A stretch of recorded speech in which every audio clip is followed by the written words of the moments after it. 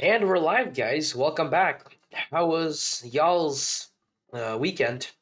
I got a lot of things to talk about today.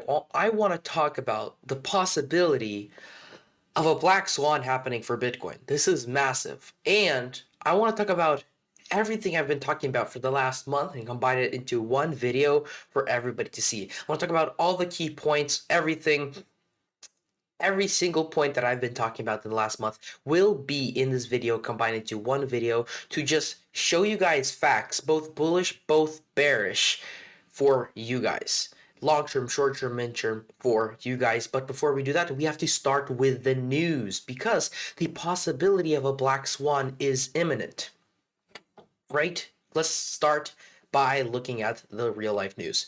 For example, Iran visits Israel and the US to a new war in the Middle East. There's a war in Israel happening on, and Iran invites Israel and the US to a new war in the Middle East.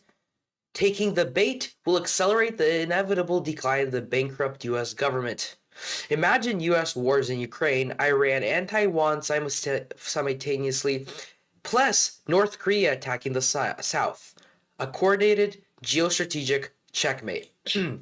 What this person is saying is that Iran is inviting Israel and the US to a whole entire new war that's happening in the Middle East. We're not talking about the Ukraine war, the Israel war. There's a ton more wars happening all over the world, and many people are relying on the US to send them military supplies. But the problem is that America is technically going bankrupt. We're running out of money to send, we're running out of materials, and the problem will happen when World War III will start because not just because Iran uh, and Israel also want more weapons from America. Not just that, but you guys know that America is also sending money over to Ukraine. This article right here says that America sent 75 billion to Ukraine so far, and that's the bare minimum because it could be more. Look over here. These are all the different reasons America sent money to Ukraine. 4.7 billion to grant and loans for weapons, 23 billion of weapons and equipment, 18 billion just security assistance, 26 billion is financial, and 3.9 billion is humanitarian. So that's bringing the total to 76 million. That's this account. Some other accounts, some other news tell us that there's over $150 billion that has been sent to Ukraine. And where's that coming from? That's coming from the printer. We are printing money and selling it over to Ukraine. And national debt is rising. It's continuing to rise. We are now at $33 trillion for the national debt and are almost at 34. We're halfway there to 34. And as you guys know, the US national debt used to be controlled by the debt ceiling, but now it's all gone. There's no more debt ceiling. In this year, US removed the debt ceiling till 2026, I believe, 2025.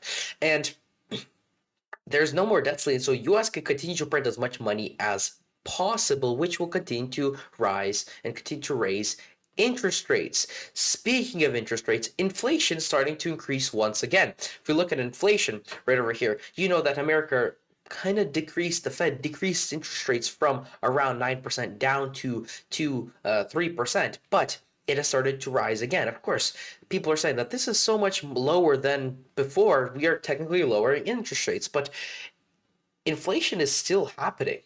Interest rates is the basically the cost of the inflation rate that's happening. And if you think about it, 4% is still inflation. That's still a lot of inflation. If we go down from 7 to 4, that's an improvement, but it's not showing a stop in inflation. It's just slowing it down a little bit. What do I mean? Let me give you explanation. Back in, for example, 2020, inflation was almost at zero. So imagine buying something in 2020.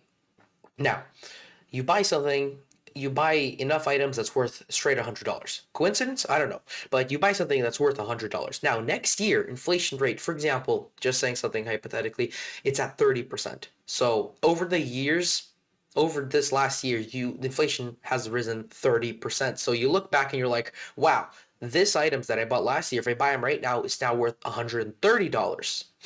Now the Fed comes along and lowers from 30% down to 10%. You're like, wow, they lowered it. Okay, now what's going to happen? Is the price going to be $110? No, it's going to be 143. It's now not lowering it but lowering the inflation over the year. It's adding less to the amount. So the fact that they lowered inflation from 9% down to 3% does not mean that something's going to cost less now. It means that it's going to rise slower than before. And because of that, there's a ton of things that are rising in price once again. Like, for example, gas prices and home prices, because a lot of people say that the house market, it's the worst time to buy a house. And that could be because house prices are rising like crazy. There's a lot of things that's happened. This is the worst time to buy a house. Let me read this article to you guys. A record share of Americans believe that it's a bad time to buy a house. The percentage hasn't been this high since Gallup started asking the question in 1978. This is just a survey of how many people think it's a good time to buy a house. Everybody's thinking it's a bad time. It's a bad time because mortgage rates are soaring. Everything's happening. There is something crazy that's happening in America. This is the worst time to buy a house. This is inflation rates continue to rise. It's seemingly like America's going bankrupt. That's what it's looking like. Now, more things that are happening. For example, UK banks are also having basically a meltdown. If you look at this, shares in UK bank have just plunged over 30%. They're crashing. Not just that, but bonds are also having a meltdown. If I hide everything over here, you can see that US bonds are going insanely high. US can't borrow money. It's horrible. It's so expensive. US can't borrow money anymore. So this last year, the third quarter of this year was very tough for bond investors because yields soared and prices, which actually move opposite to yields, they dropped. So what America needs right now is liquidity. We need liquidity. We need cash. We need money. We technically need the printer, but we need an excuse to print the fiat. Could this be the excuse? All the stuff that's happening in the world. Could this be the excuse? All the wars that's happening. Could this be the excuse? But the problem is that the Fed's trying to lower the interest rates. Printing money would cause there to be a larger inflation. There will be a larger supply in the world. Technically, when there is printing of money, Bitcoin does rise up. But look at this. We do not know that much what's happening in the world right now. We don't know because what I told you guys right now, this news of the wars in Ukraine, the wars in Israel, all this stuff that's happening, that's just the little tiny news that's been open to the public. We do not know everything that's happened, but there's a lot of things happening in the back of the scenes that could cause Bitcoin and everything to crash very, very suddenly. I've been talking about the Black Swan. That could happen. Why? Well, because look at how much things are changing. Look how fast things are happening.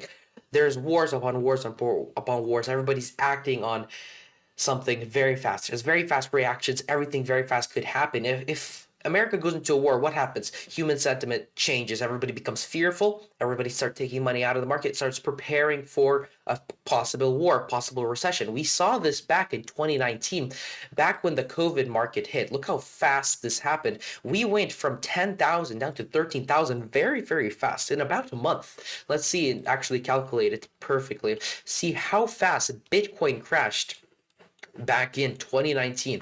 This was because of a different pandemic, but it was honestly another black swan. Almost the same exact thing happened. If we go back, we saw that we were at 10,000 in 28 days, and around a month, literally almost a month, we went from 10,000 to 30,000, to 3,000, which was around a 70% crash. That's a crazy crash for 1 month. Now, things are moving very fast. There's also seeming to be a lot of FUD, a lot of worry happening in the markets, which is pushing the financial markets down. That's exactly what's coming about. But this could be a very fast reaction that could happen very fast, and then the situation could stabilize, and people move on, and the printer could continue printing if it does, and then prices recover. That's how fast it is. That's exactly what happened over here. US started printing money, and everything came back down. Another reason that there could be a recession and the money printing could happen, there's a good reason for the money printing to happen. It's because of inflation rates. Inflation, as you guys know, they've been trying to put inflation back down to 2%. They've been doing a good job, but there's one more step. We're now at 3%, going up to 4%, but the Fed is trying to move it down to 2%. Now, of course, this last step is the hardest step for the Fed. And one of the best way, like a very good way to lower interest rates is through a recession, because when a recession happens, it lowers the interest rates back to the ground. And so that's why we saw interest rates rise all the way back down to 0% during this 2020 pandemic that we saw. So technically, this pandemic, if there will be a recession, if there will be a black swan, could help out the Fed.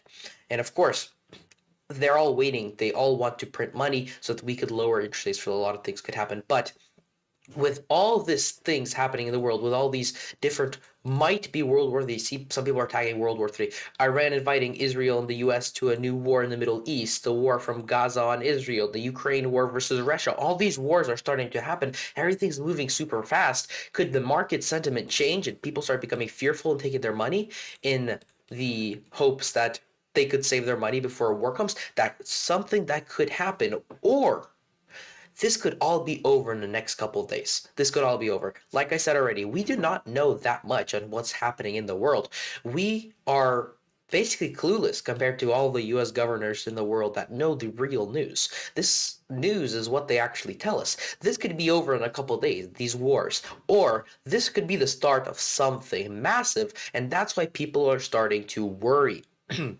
But that's what the real life's happening. That's why through real life there might be some black swan event. And once again, you guys know what a black swan event is. What a black swan is just another word for an unpredictable event through, for example, technical analysis, fundamental analysis, an unpredictable event through the charts that is catastrophic, but it moves very, very quickly.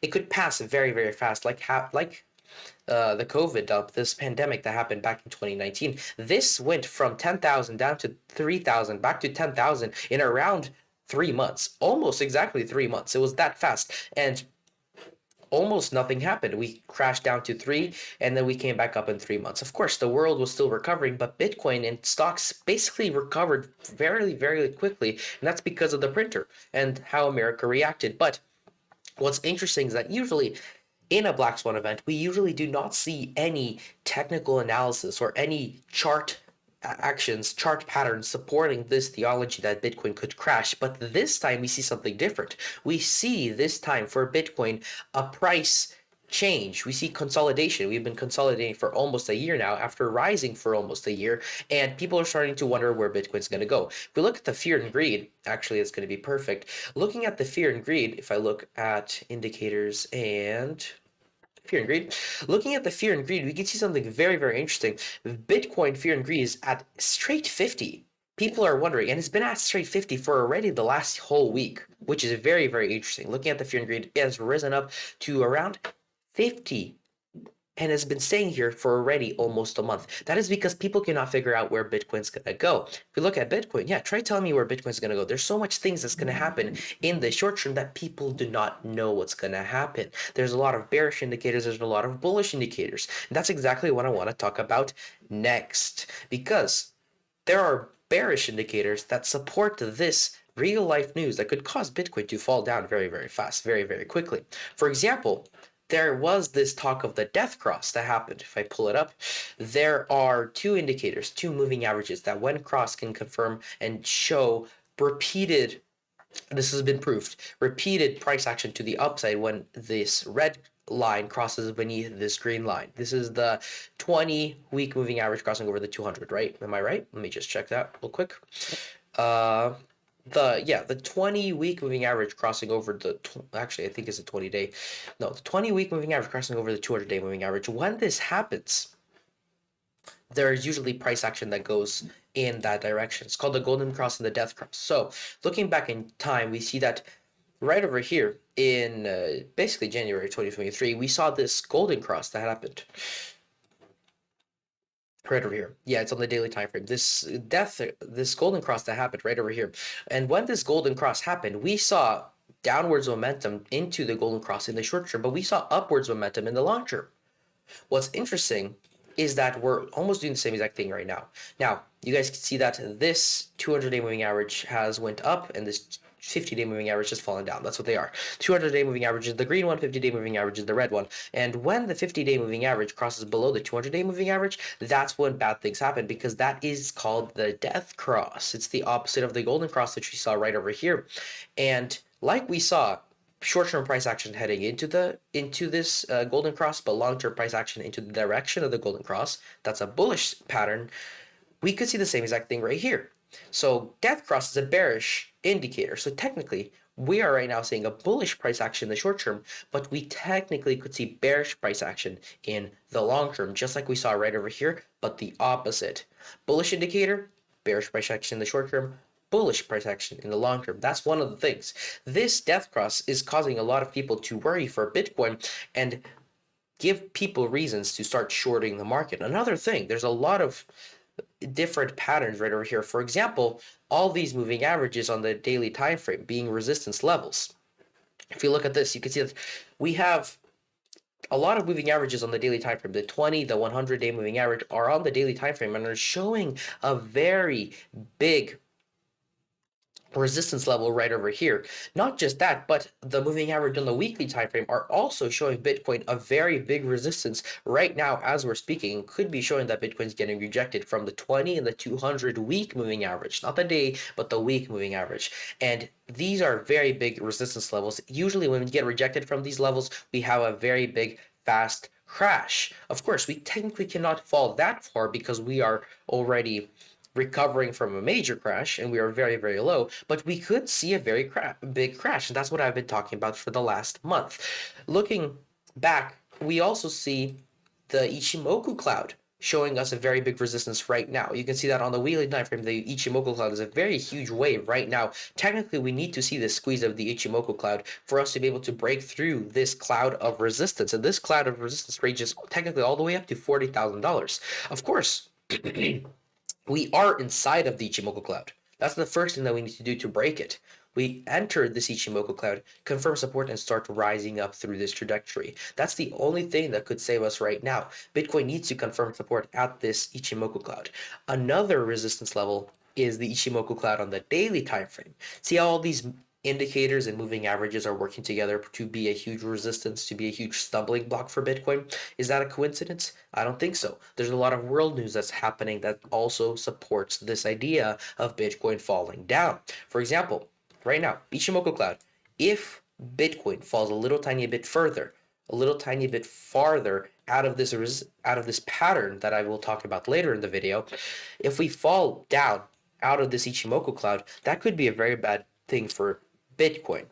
One thing I want to say about the Ichimoku cloud is that in times of consolidation, in times of sideways price action, Ichimoku clouds can flip many, many times. If we look back at the pandemic, back in 2019, you can see that the Ichimoku cloud flipped a lot while Bitcoin was basically moving sideways. Of course, this wasn't perfectly sideways, but if you look at the price action from 2019 all the way to the end of 2021, it was around the same exact price action, starting in $10,000 and ending at around $11,000 over the years, not counting the random fluctuations to 13,000 and this dumped down to 3,000.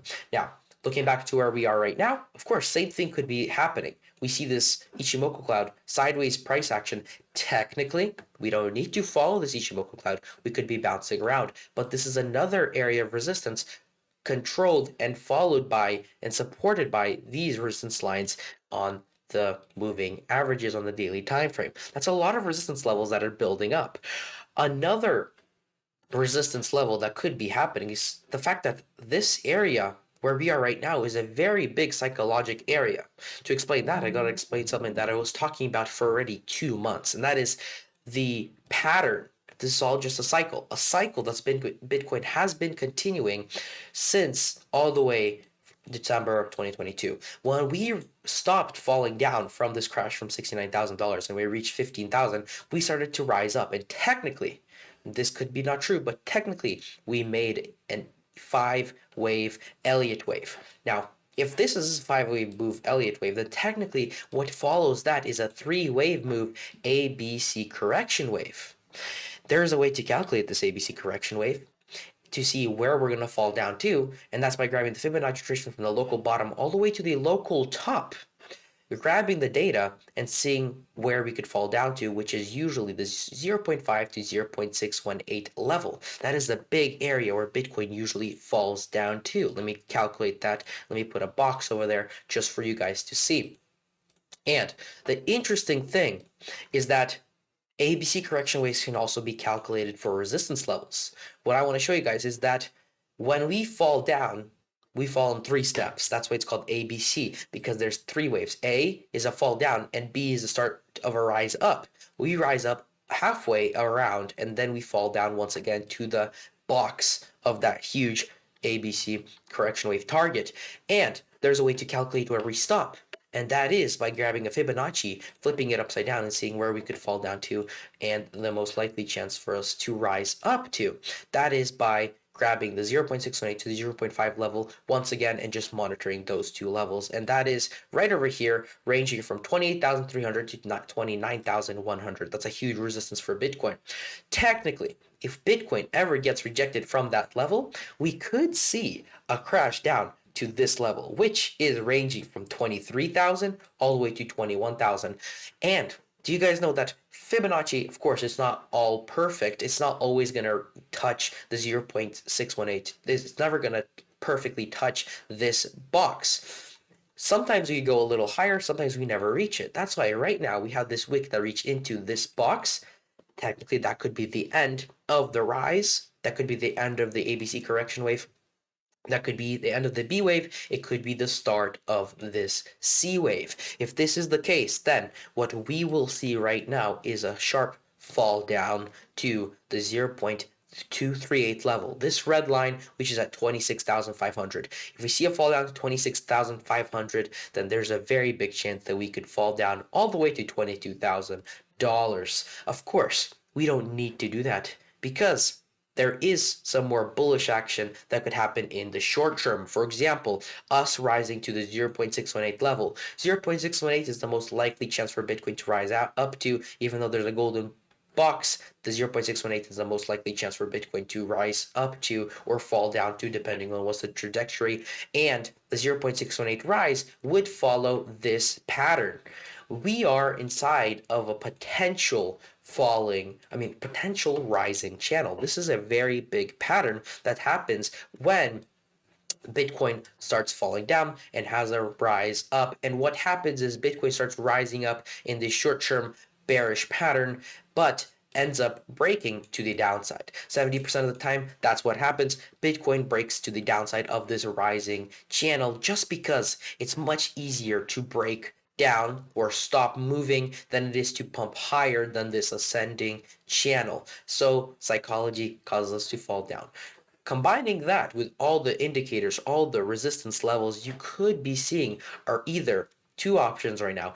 A resistance right over here at 28,300, causing Bitcoin in the next couple weeks to fall down to 26,000, or we confirm support at this level and rise up to 29,200, where we will decide whether to break this level and rise up or fall down to 21,000. So we could be seeing a rise up in the short term. We could be seeing a fall down right now. If we do see a fall down, you know that we will fall down to $22,000. This is technical analysis that follows the Black Swan event that could potentially happen. Now, there's a couple more things I want to talk about. There's another pattern I want to talk about, and that is this potential triple top. I've been talking about this for a while also, because we do not need to have this ABC correction wave. Bitcoin does not always follow this ABC correction wave. That is one of the bullish things I want to talk about at the end of this video. And it's the fact that we could just rise up higher than this $29,000 area and rise up over to 31,000. If we rise up to there, that's the only way Bitcoin can be saved from falling all the way down to 20,000, maybe down to 19,000, maybe down to 14,000. That's the only way Bitcoin could be saved. If we continue our trajectory of bullish momentum and manage to rise above this previous higher high and make another higher high. If we stop right now and we start falling down, that's when we see that we made a lower high and we have a bearish trajectory that could take us to $20,000 in the midterm. So the only way that Bitcoin can be saved right now is if Bitcoin confirms support at this level and rises up past the 0.618 and rise all the way up to $32,000. If we get past $32,000, that's when the fun starts, because that's when Bitcoin could start seeing very big bullish momentum. Because if this is not a triple top, which by the way will happen if we get rejected at $32,000. Hypothetically, if Bitcoin does reach $32,000 and get rejected, then we could see another crash down to here, which is literally just a perfect triple top pattern, and it could take Bitcoin all the way down to around 19, maybe down to $15,000. That's how triple top happens. It's a reversal pattern that takes all the way back down. Technically, Bitcoin could do that if it reached $32,000 levels. So you see what I'm seeing? You see that Bitcoin has so much resistance in front of it that it's easier for Bitcoin to just fall down. That's exactly what it's seeing. We have resistance here, we have resistance here. This whole entire area between where we are right now, 27,000 all the way up to 30,000, that's a whole entire huge resistance box made up a ton of different things. And the fact that there's so much bad news happening in the world that there's a big chance that Bitcoin could fall in the midterm. Another big bad news, which could be bullish for Bitcoin, is the fact that the SEC delays the Bitcoin ETF for another 3 to 6 months. And that's why a lot of people are now saying that it's going to take us around 3 to 6 months to see the first Bitcoin spot ETF come out onto the market. As I've been talking about for a while, I was talking about how bullish ETFs are and how an ETF that comes out on Bitcoin could increase Bitcoin's range to stock users that could, of course, cause the demand of Bitcoin to rise. And since the demand of Bitcoin will rise, we could see a rise up. So once we see the ETFs get accepted, which won't just happen one at a time, there's around 9, 10, 11 ETFs. Right here, it says 7 ETFs that could be accepted all at the same time, because if the SEC accepts one, they're probably going to accept the other. But for now, they actually delayed, for the third time already, they delayed BlackRock, Invesco, Bitwise, and Valkyrie, basically delaying their response because they do not want an ETF to be accepted. But as long as the ETFs are not here, there's no big bullish catalyst to start off the bull market. And with all this big, very bearish news that's happening in the world, if that news continues to happen and it gets even worse, we could be seeing us fall, not just in Bitcoin, but in stocks and other assets too. Like, for example, tech stocks. That's another thing that could fall very, very far, like we did back in 2019. Black Swan event is looking like it's right around the corner, and the only way it's going to be stopped in real life is if one of the wars end. If we see peace, if things start to slow down, we do not see the big tension rising. If tensions release, then people will not start panicking, and panicking people is what causes the market to start rising. Now, there's one more thing I want to talk about, and that is the fractal that happened on the Bitcoin chart. And that's what another thing that I want to talk about. That's another reason that Bitcoin might fall down. Looking back in 2019, I've been talking about this for a while. We saw this fall down right over here to $3,000 happen before, couple weeks before. This was like the last 4 months of this Q4 of the Bitcoin halving, and during that time we saw very big volatility, including that huge fall down to 3,000, but we came back to $10,000. That's the key point here. Bitcoin came right back up to $10,000 after crashing to $3,000 before the halving happened. So technically, if Bitcoin does decide to fall right now, we could fall as much as we want, but we will most likely just come right back up before the Bitcoin halving. Speaking of the Bitcoin halving, that's one thing I want to talk about, because the Bitcoin halving is a huge cycle that Bitcoin and cryptocurrencies follow, because this 4-year cycle basically determines when Bitcoin starts to rise and when Bitcoin falls, and it confuses a lot of people. So let's review it a little tiny bit. Bitcoin halving consists of 3 things basically. We have, in the beginning of this cycle, right over here, these lines are the cycle lines. These are basically where the cycle resets and starts over. We see this rise up to all-time highs. That's the big bull market that we see every around 4 years. After that, the second to third year, we see a crash down, and that takes us almost back to where we were, but a little tiny bit higher. It's usually a 60% crash. This last year, we saw a 78% crash down. In 2018, we saw this crash down be 84%. So not as much as 2019, but it was still a very big crash.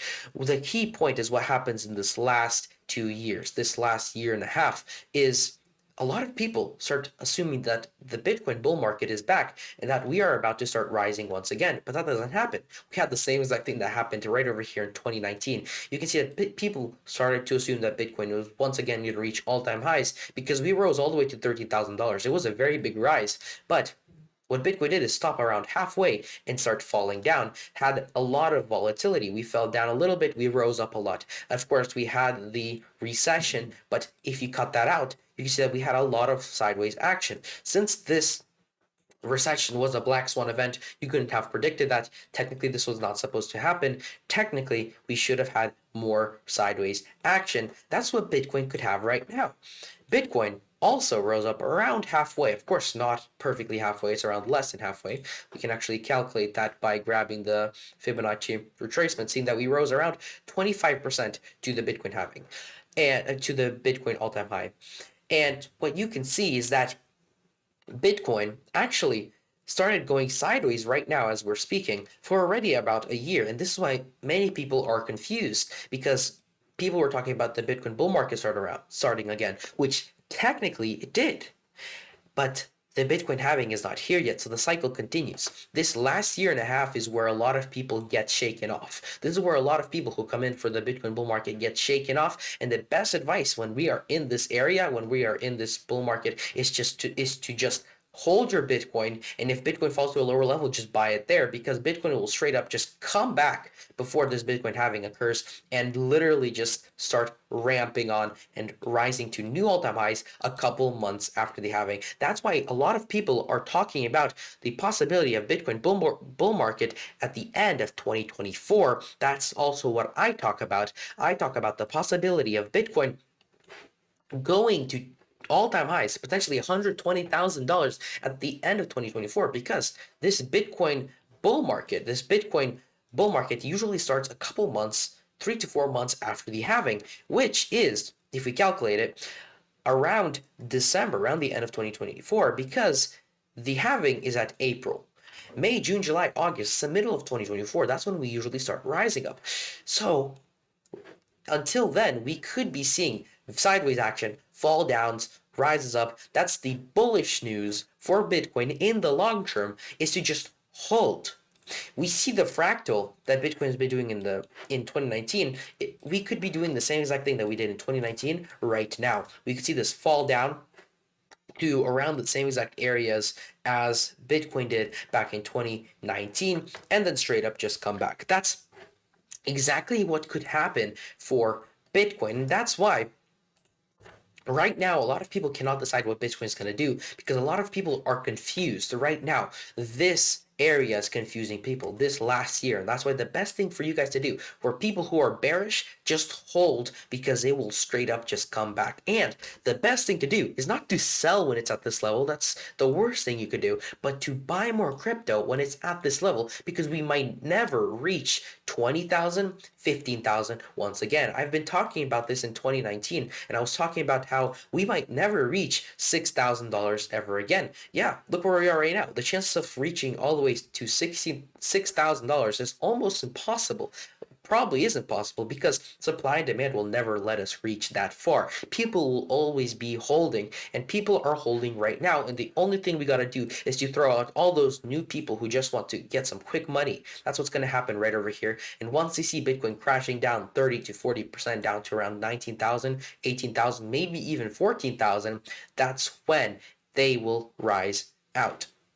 That's when a lot of them will fly out of the market, and only people who are strong will stay. And that's why these are all the news, why I believe that Bitcoin could be seeing a crash down in the next 3 to 6 months. But this is not a long-term thing. Like we saw back in COVID, we had a flash crash down to 3,000 at, like, that took us a month, but we came straight back up in the 3 to 6 months, which is perfect timing for the Bitcoin halving. And after that, that's when we could see a market rise. That's when we could see the bullish part. That's when we could see the new bull market start to happen. And this doesn't seem to all click together. This seems like something perfect is starting to click together. The Bitcoin crash that could happen, comparing that with the Bitcoin halving and what we did in the background, comparing that to all world news, it just seems like it fits perfectly together. And that's why right now, when Bitcoin does fall down, we could fall down to around $20,000, and I will be buying at those levels. Like I said, there's one thing that could save Bitcoin from falling down to 20,000 to 15,000, and that is for Bitcoin to break above $31,000. But like I said already, the chance of Bitcoin doing that is almost impossible unless something changes in real life. Now, with that being said, I know this has been a long live stream, but there is a lot of things to talk about today. And with that being said, I hope you guys enjoyed this live stream. If you did, leave a like down below. Subscribe if you haven't already. I hope you guys enjoyed this live stream. Leave a comment down below. Any crypto you guys want me to talk about, anything you guys want to talk about, I can talk about. My goal here is to talk about crypto, stocks, altcoins, real events that happen, and explain it to you guys in the most simplest terms to tell you guys what will happen in the future. And with that being